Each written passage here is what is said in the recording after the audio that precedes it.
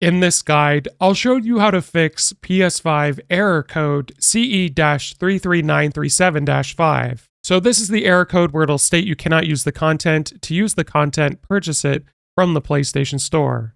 So oftentimes this likely means you haven't restored your licenses in a long time, or you're not signed into the correct PlayStation Network account. So what I recommend you do is go to settings on the one you think you purchased it on. Then we're going to go to users and accounts.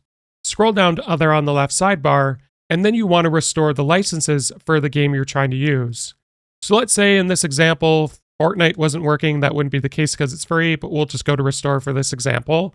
So select the game or app that's not working, and then you want to restore the licenses. And once the licenses are restored, you want to go back to the game, and then you want to try and play it, and the lock icon should be removed.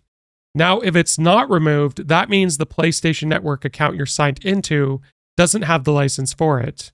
So you want to switch the user and sign into a different PlayStation Network account where it could be owned on it, and then you want to restore the licenses again, and then it should work. If this guide was helpful, like and subscribe, and we'll see you in the next one.